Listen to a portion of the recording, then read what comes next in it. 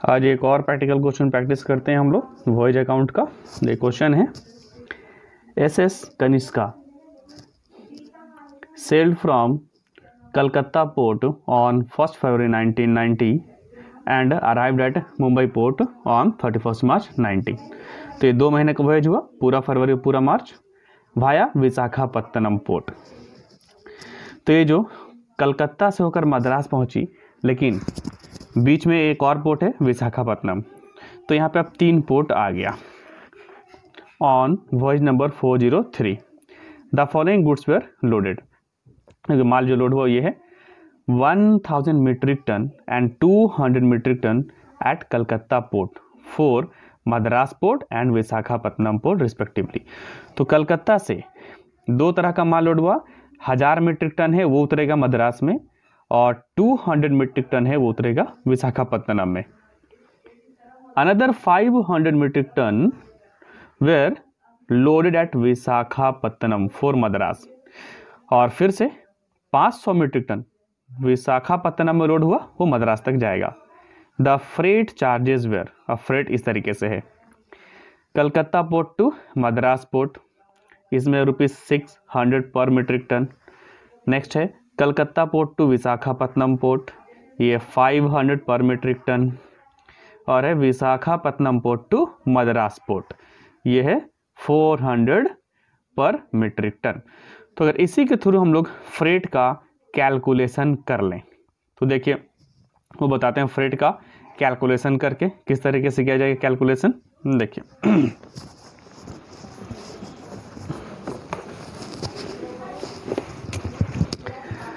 जैसे working note number 1 मान लिया जाए, वर्किंग नोट नंबर 1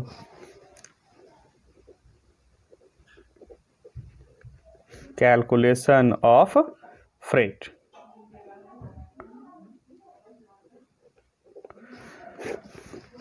इसमें देखिए तो पहले जो बताया कलकत्ता से लेकर मद्रास तक, इसमें 1000 मीट्रिक टन है तो ये था 1000 MT मीट्रिक टन। और है 200 मीट्रिक टन, ऊपर जो था वो सबको देख कर लिखा जा रहा है 200 metric ton at Calcutta port for Madras. तो ये जा रहा है कलकत्ता से मद्रास, समझाने के लिए सकते हैं C2M एंड विशाखापत्तनम, और ये जा रहा है C2V। ठीक, तो इसका जो रेट है कलकत्ता से Madras, Calcutta port to Madras port था ₹600 पर मीट्रिक टन। तो इसको इंटू कर दिया जाएगा 600 से। और फिर कलकत्ता से विशाखापत्तनम, इसमें 500 पर मीट्रिक टन है तो इसको इंटू किया जाएगा 500 से। क्वेश्चन और आगे था अनदर 500 मीट्रिक टन, तो ये 500 मीट्रिक टन ये लोड किया गया एट विशाखापत्तनम फॉर मद्रास, विशाखापत्तनम से मद्रास के लिए। तो नीचे रेट दिया है Visakhapatnam port to Madras port, ये 400 पर मीट्रिक टन है तो इंटू हो जाएगा ₹400 से। अब सबको हम लोग इंटू कर लेते हैं। ठीक है, तो ये 600 और 000, 6 लाख, ये 5 दूना 10 और 4 0, 1 लाख हुआ। अब ये है 5 चौके 20, 2 लाख रुपया टोटल कर लेते हैं तो ये 9 लाख ये आ गया टोटल। तो फ्रेट का कैलकुलेशन हो गया। अब आगे पढ़ते हैं question.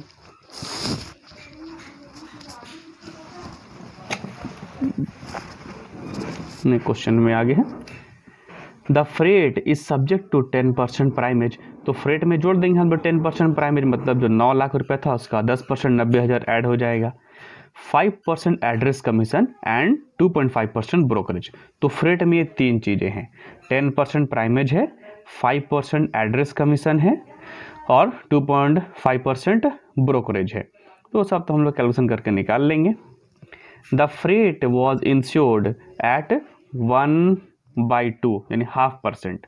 The hull was insured for the voyage at 1%। Depreciation was provided 3% per annum. The cost of the ship is ₹1 crore. इतना बताता हूँ इसको, देखिए the freight was insured at 0.5%। जो किराया है उसका भी इंश्योरेंस करवाया जाता है। तो ये जो फ्रेट था हमारा वो कितना है, ये हो जाएगा 9 लाख, जो भी फ्रेट है 9 लाख, उसका हम लोग निकालेंगे 0.5%। उसके बाद यहाँ देखिए, यहाँ पे हमको बताना ही है हल charges. The hull was insured. हल चार्ज हम उसे बोलते हैं शिप का जो पूरा कॉस्ट है, उस शिप का जो इंश्योरेंस करवाया जाता है उसे बोलते हैं हल इंश्योरेंस। तो इसमें देखिए खास कर लिखा है the hull was insured for the voyage at 1%। यहाँ पे पर एनम नहीं ना है, तो पर एनम यहाँ पे नहीं रहेगा। मतलब ये होता है सिर्फ एक उस पर्टिकुलर वॉयज के लिए, मतलब जो ये यात्रा कर रही है जहाज सिर्फ उस यात्रा के लिए है। तो 1 करोड़ ये शिप का कॉस्ट था, यहाँ पे लिखा है the cost of the ship is ₹1 crore. तो इस 1 करोड़ का 1% चला जाएगा हल इंश्योरेंस में, ये हो जाएगा हल चार्जेस। और depreciation was provided 3% per annum. तो 1 करोड़ का 3% निकालेंगे और उसके बाद उसको फिर मंथ में कन्वर्ट करेंगे। तो 3% ये पर एनम है, तो 3% पर एनम मतलब 1 साल का हुआ, तो 2 महीने का यहाँ पे हम लोग चार्ज करेंगे depreciation. Following were the expenses incurred at different ports, all figures in rupees. तो अब ये सब खर्चा हुआ है अलग अलग पोर्ट में। तो पहले देखिए पोर्ट चार्जेस, 3 कॉलम में कलकत्ता, विशाखापट्टनम और मद्रास है। कलकत्ता में 36,000, विशाखापट्टनम में 20, मद्रास में 20, तीनों को ऐड कर लेंगे।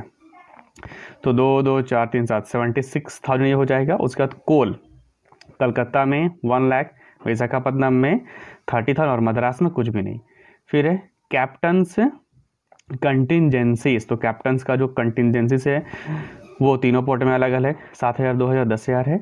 हार्बर वेजेस, अब हार्बर वेजेस ये दिया गया 10,000, 20,000, 15,000। फिर है stores purchased for the voyage amounted to ₹50,000। ये स्टोर्स परचेज किया गया 50,000 का। Opening stock of stores was ₹40,000। Opening stock पहले से कितना था 40, तो 40 पहले से था, 50 और परचेज किए, तो 50 से 40 90,000, यानी 90,000 का अब तक स्टोर हुआ। And closing stock was estimated at ₹30,000। ये क्लोजिंग स्टॉक 30,000 है। तो टोटल स्टोर्स हो गया था 90,000 का। 90,000 और 30,000 का बच गया, तो उसको माइनस कर देंगे, तो बचा 60,000, वो कहलाएगी स्टोर्स कंज्यूम्ड। इसका करेंगे अभी कैलकुलेशन। आगे है stock of coal at close was estimated at ₹30,000 as against stock of ₹10,000 at the beginning. तो जो कोल है उसका भी दोनों स्टॉक बताया। कोल का क्लोजिंग स्टॉक 30,000 हो गया और ओपनिंग स्टॉक 10,000 है। और ऊपर में कोल का भी इंफॉर्मेशन था, देखो ऊपर में कोल है ना, कलकत्ता में 1 लाख, विशाखापट्टनम में 30,000। तो ये सब कंज्यूम किया गया है। ओपनिंग स्टॉक भी था कोल का और क्लोजिंग स्टॉक भी था। तो इसके थ्रू हम लोग ये कोल का भी करेंगे हम लोग कैलकुलेशन कि कोल एक्चुअल में कितने रुपए का कंज्यूम किया गया। जब भी किसी भी आइटम का ओपनिंग क्लोजिंग स्टॉक दिया रहे क्वेश्चन में, तो फिर उसका हम लोग को कैलकुलेशन करने के बाद निकालना पड़ता है कंज्यूम्ड, एक्चुअल कितना रुपए का उसको कंज्यूम किया गया। तो कोल कंज्यूम भी निकालेंगे और स्टोर्स कंज्यूम भी निकालेंगे। The ship was not come back to Calcutta port in the near future as part of the voyage programme. तो अभी जो है शिप वापस नहीं आएगा विशाखापट्टनम से, क्योंकि वॉयज प्रोग्राम का ये पार्ट अभी नहीं है। मतलब जब उसको माल उधर से मिलेगा कलकत्ता आने के लिए तब लेकर के आएगा, अभी खड़ा रहेगा। Salaries and wages amounted to ₹80,000 per month. Prepare this voyage number 403 account. तो 80,000 पर मंथ है सैलरीज वॉइस, और वॉइस था 2 महीने का, तो 2 से इंटू कर देंगे, 1,60,000 आ जाएगा। तो ये क्वेश्चन हो गया। अब जो नेसेसरी कैलकुलेशन है वो कर लेते हैं। एक तो हो गया working note number 1 calculation of freight. अब वर्किंग नोट नंबर 2 बनाते हैं। पहले हम लोग को क्या मिला था, स्टोर्स।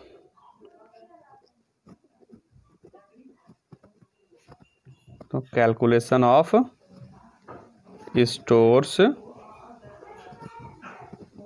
कंज्यूम्ड, इसका देखिए कैसे हम लोग शुरू कर रहे हैं। सबसे पहले ओपनिंग स्टॉक लिख दिया जाएगा, किसी भी आइटम का ओपनिंग स्टॉक हो। ओपनिंग स्टॉक तो क्वेश्चन में दिया था opening stock store purchase for the voyage 50,000, opening stock of stores was ₹40,000। तो 40,000 रुपये ओपनिंग स्टॉक को लिखते हैं। ओपनिंग स्टॉक में ऐड किया जाता है परचेजेस। परचेज किया गया था 50,000 रुपये का, पहले से माल था 40 का, 50 और परचेज किए तो अब 90 का माल हो गया। 90,000 का स्टॉक अपने पास है। इसमें हम लोग लेस कर देंगे जो बच गया है closing stock. Closing stock question में बताया है opening stock of store 40,000, closing stock was estimated as ₹30,000। Closing stock 30,000 रुपये का है, तो इसको घटा दिया जाए। अब ये बच गया 60,000, यही निकला कंज्यूम्ड। तो इसे हम लोग लिखेंगे स्टोर्स कंज्यूम्ड। ये हमारा एक्सपेंसेस हुआ और इसको शो करेंगे डेबिट साइड वॉइज अकाउंट में। Working note number 3, calculation of coal consumed. क्योंकि यहाँ पे कोल, इसका भी ओपनिंग और क्लोजिंग स्टॉक था। वो देखिए ओपनिंग स्टॉक इसका भी लिख लिया जाएगा, ओपनिंग स्टॉक। तो कोल का ओपनिंग स्टॉक पढ़े थे, बताया stock of coal at close was estimated 30,000 as against stock of 10,000 at the beginning. तो ओपनिंग स्टॉक इसका 10,000 रुपया है, ठीक है। और इसमें हम लोग ऐड कर देंगे। क्वेश्चन में जो लिखा था ना कोल कलकत्ता पोर्ट में 1 लाख, विशाखापट्टनम में 30,000, तो समझ लो वो वहीं पे परचेस करके वहाँ पे लोड किया होगा। तो डैट इसका हम लोग नाम लिख लेते हैं, ऐड कलकत्ता प्लस विशाखापट्टनम। आगे पूरा समझ लेना इसे। कलकत्ता पोर्ट में आया था 1 लाख रुपए का और विशाखापट्टनम में आया था ये 30,000 रुपये का, ये एक्सपेंसेस था इसका। तो दोनों को ऐड करेंगे 1,30,000 हो गया। इतना कोयला समझो वहाँ से लेना पड़ा। तो अब जब इसको हम लोग ऐड कर लेंगे 130 + 10, ये हो गया 140, मतलब अब इतना का कोल हो गया। इसमें माइनस कर दिया जाएगा क्लोजिंग स्टॉक। तो जो क्लोजिंग स्टॉक है वो क्वेश्चन बताया था ये है 30,000, इसको माइनस कर देंगे तो अब बच गया ये 1,10,000। यही कहलाएगा कोल कंज्यूम्ड। तो जब भी किसी का ओपनिंग और क्लोजिंग स्टॉक दिया रहे तो उसके थ्रू निकालना पड़ता है उसका कंज्यूम्ड वैल्यू। 2 आइटम था, स्टोर्स और कोल, इसका हम लोग निकाल लिए कंज्यूम्ड वैल्यू। अब इसको हम लोग सॉल्व करते हैं।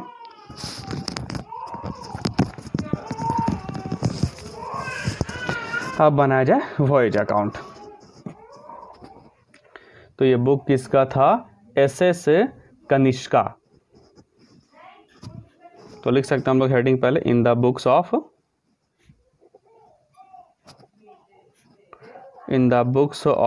SS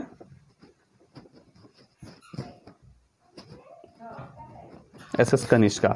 उसके बुक में वॉयज अकाउंट बनेगा।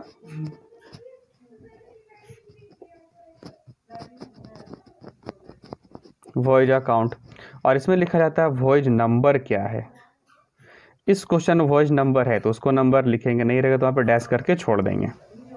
वॉयज नंबर हो गया और इसका जो पीरियड है वो लिख दिया जाएगा।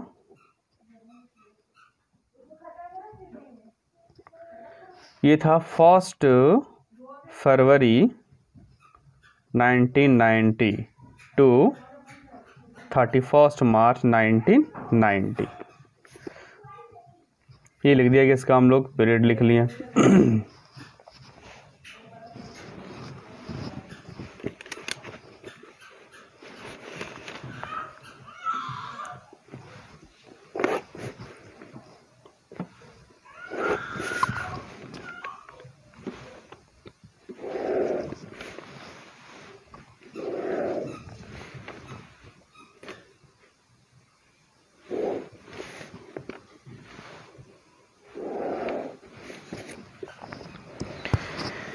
ये डेबिट, ये क्रेडिट,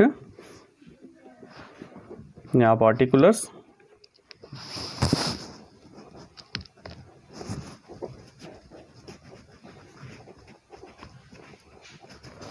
अब ज़्यादा कुछ नहीं करना है, क्वेश्चन पढ़ते जाना है और जो भी रहेगा अमाउंट उसको भरते जाना है। एक्सपेंसेस लॉसेस को डेबिट साइड और इनकम गेन को क्रेडिट साइड। तो हम लोग पढ़ना शुरू करते हैं। स्टार्ट करें तो सबसे ऊपर में इनकम का इंफॉर्मेशन था जो लिया गया था फ्रेट, जिसका हम लोग किए थे कैलकुलेशन। ठीक है, तो इनकम गेन क्रेडिट साइड, इसको लिख दिया जाएगा credit side, by side freight. इसका हमने कैलकुलेशन किया है वर्किंग नोट नंबर 1 में, तो लिख देंगे वर्किंग नोट नंबर 1 कितना रुपया था, ये 9 लाख रुपया था तीनों का माल का। अब इसी पे ऐड किया जाएगा प्राइमेज। जनरली क्वेश्चन में प्राइमेज रहेगा ही, और इस क्वेश्चन में था @10%। तो इस 9 लाख का 10% 90,000 हो जाएगा, टोटल हो जाएगा 9,90,000 रुपया। ये बाहर निकल गया, ये हो गया। उसके बाद है the freight is subject to 10% primage. इन सबको तो हम लोग बाद में लिखेंगे, पहले जो खर्चे दिए हैं उन खर्चों को हम लोग लिख लेते हैं। बाकी जो भी डेप्रिसिएशन हो, एड्रेस कमीशन हो, ब्रोकरेज हो, सारे एक्सपेंसेस को लिखने के बाद लिखते हैं। तो अब शुरुआत करते हैं। क्वेश्चन में तो दिखा दिया गया था 3 पोर्ट है, कलकत्ता है, विशाखापत्तनम, मद्रास है। अब यहाँ पे पढ़ते जा रहे हैं और फिर लिखते जा रहे हैं। पहला है पोर्ट चार्जेस, तो ये लिखते हैं हम लोग पोर्ट चार्जेस। ठीक है, तीनों पोर्ट का अलग अलग है, कलकत्ता में 36, विशाखापत्तनम में 20 और मद्रास में 20,000। 36,000, 20,000, 20,000 सबको जोड़ देते हैं तो ये हो जाएगा 76,000, 76,000, उसको लिखें। उसके बाद है कोल, तो ये जो कोल है इसका हमने किया था कैलकुलेशन, तो उसे लिखा जाएगा कोल कंज्यूम्ड,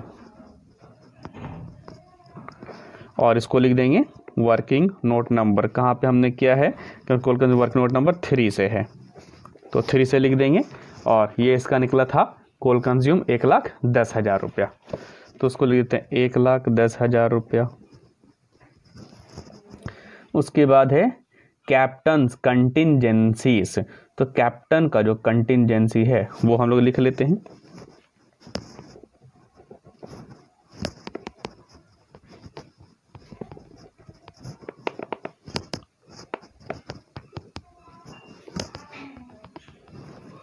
तीनों पोर्ट का है 7,000, 2,000 और 10,000, तो 7, 2, 9 और 10, 19,000 रुपया।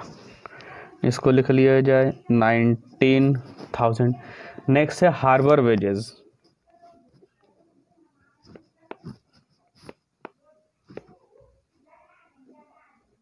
हार्बर वेजेस भी तीनों पोर्ट का 10,000, 20,000, 15,000, 2, 3, 4, 45,000, तो ये चला जाएगा 45,000। ये लिख लिया हम लोग हार्बर वेजेस। अभी store purchase for the wages, तो यहाँ पे हम लोग स्टोर का किए थे कैलकुलेशन, तो वो लिख देते हैं स्टोर्स कंज्यूम्ड, और इसका हमने वर्किंग नोट बनाया था वर्किंग नोट नंबर 2, ये निकला था 60,000, इसको लिख देते हैं या कि स्टोर्स कंज्यूम। अब जब स्टोर्स कंज्यूम वगैरह लिखे, सारा खर्चा यहाँ से हो गया, फिर नीचे पढ़ लेते हैं। स्टोर्स का इंफॉर्मेशन है वो तो हो गया, कोल का इंफॉर्मेशन है, कोल भी हो गया। The ship was not come back to Calcutta port in near future, ये भी हो गया। आगे salaries and wages amounted to ₹80,000 per month, तो इसको लिख लिया जाए सैलरीज एंड वेजेस। ये 80,000 पर मंथ है, और ये जो हमारा वो है जो 2 महीने का है, तो इसको इंटू करना पड़ेगा 2 से, तो ये हो जाएगा 8 दूना 16, 1,60,000 रुपया प्रिपेयर वॉयज अकाउंट। तो नीचे का हो गया। अब ऊपर में जो कमीशन डेप्रिसिएशन वगैरह उन सबको देख करके लिखते हैं। तो ऊपर लिखा था the freight is subject to 10% primage, primage को हमने ऐड कर दिया। 5% एड्रेस कमीशन एंड 2.5% ब्रोकरेज, तो ये एड्रेस कमीशन आ जाएगा, एक्सपेंसेस है ये।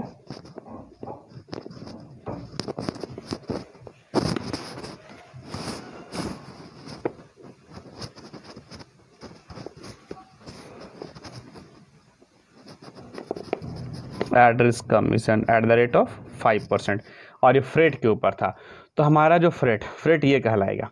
प्राइमेज ऐड करने के बाद जब भी कैलकुलेशन करना हो इसी का निकालेंगे, जो भी परसेंट बोलेगा। तो ये 9,90,000 इसका निकाल देना है हम लोगों को 5%। ठीक है, तो डबल जीरो तो कैंसिल हो जाएगा, या फिर ऐसे कर सकते हैं 1 0 काटो तो निकला 10%, उसको आधा कर दो हो जाएगा 5%। तो 9,99,9 और 000 इसको 2 से हम लोग जब डिवाइड करेंगे तो जैसे मर्जी वैसे निकालो, सब चलेगा। अगर 5% निकालो तो डबल जीरो लिख देते हैं, ये 9 पचे 45 का 5 बच गया 4, 45 से 49,500 और आगे 2.5% ब्रोकरेज 2, तो लिखा जाएगा ब्रोकरेज।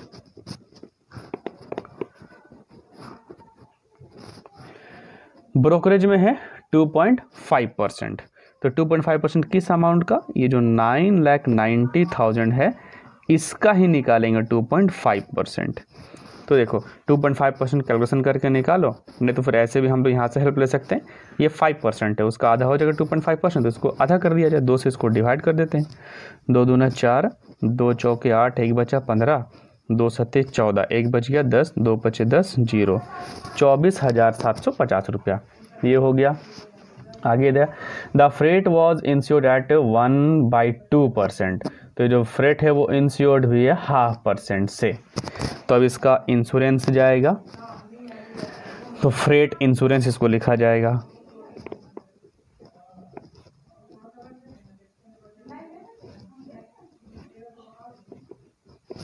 ये है 1/2%, आधा परसेंट देना है, तो निकालते हैं। देखो फ्रेट यहाँ पे है 990,000, इसका 0.5%, इसको लिख सकते हैं 0.5%।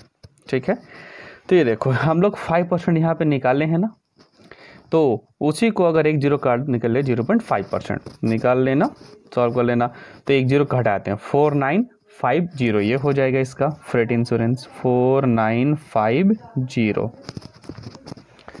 और आगे था द हल वॉज इंश्योर्ड, तो इसको बोला जाएगा हल इंश्योरेंस या फिर हल चार्जेस।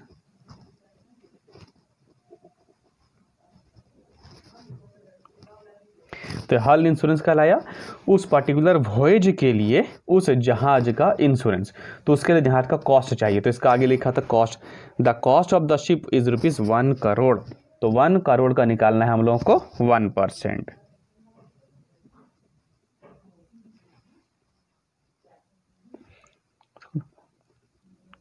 ये 10 करोड़ हो गया, 1 करोड़ चाहिए, तो ये 1 करोड़ है, 1.70 होते हैं, इसका कितना परसेंट बोला था 1%,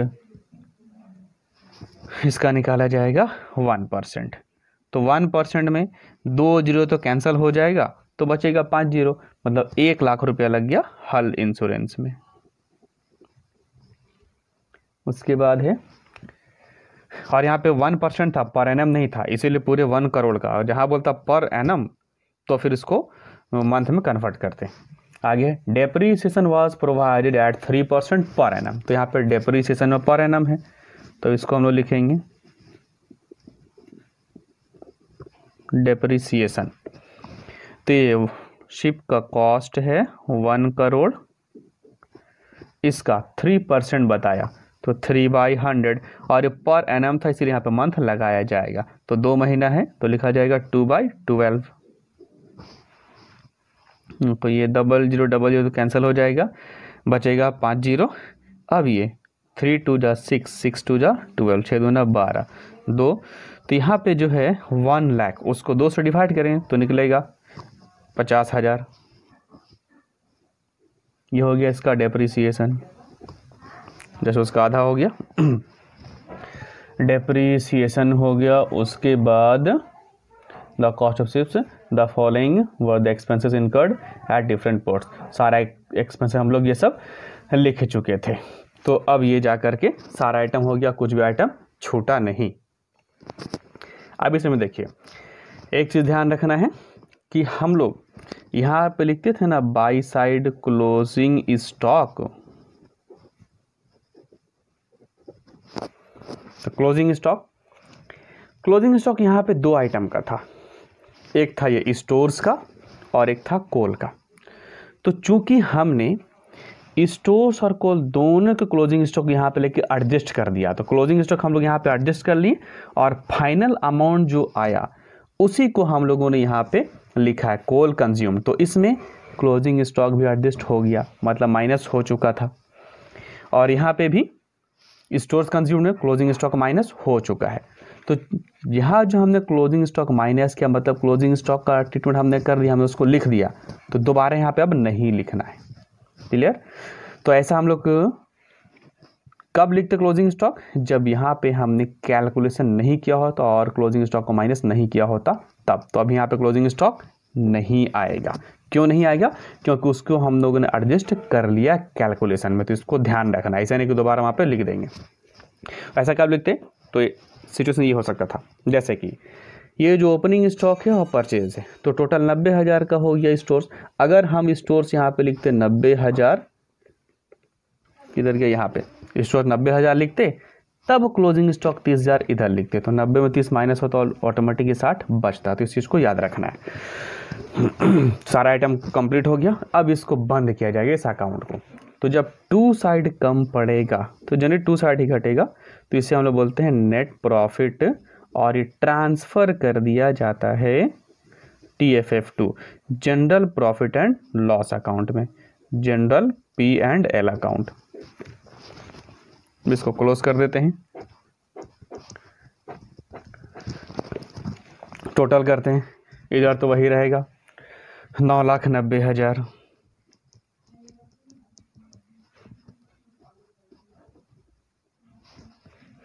तो ये 9,90,000, अब उसमें इधर का टोटल करके माइनस कर देना है। अगर एग्ज़ाम में कैलकुलेटर अलाउड है तब तो कोई दिक्कत नहीं, अगर नहीं वाला तो खुद से कर लेना है कैलकुलेशन। जैसे करते हैं, ये 00 5 5 10 का 0 बचा 1 है, ये 000 वाले में जाना है, 5 और 1 6 6 12 और 1 13 13 और 9 22 22 का 2 बच गया 2 6 2 8 8 और 9 17 17 3 20 10 30 4 34 34 का 4 बचा 3 7 3 10 11 12 12 और 5 17 17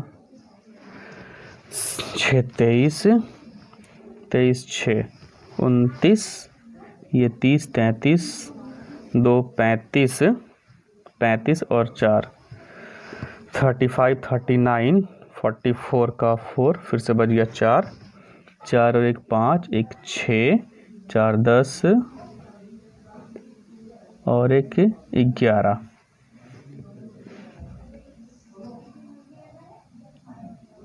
तो ये 4 नहीं रहे, 4 बचा था, 5 6 और 1 7, बस 7 लाख हुआ। 0 0, ये 8 बचा। अब यहाँ पे माइनस करेंगे, 5 4 9, फिर ये 8 से 4 गया तो 4, फिर ये 9 से 7 2 9, 2,45,800 रुपया। यहाँ पे टोटल मिस्टेक हो गया था, 45,000 इसको 4,50,000 काउंट कर दिए। चलिए फिर से सबको टोटल किया तो ये आया 699,200 699,200। चलिए अब इसको माइनस कर लें, तो माइनस करके आ रहा है 2,90,800 रुपया। ये हो गया नेट प्रॉफिट 2,90,800 रुपया। तो ये बन गया। अब इस तरह के जितना भी क्वेश्चन होगा वॉइस का लगभग अब वो बन जाएगा। तो ये समझो एक कंप्लीट हुआ ये चैप्टर। ओके।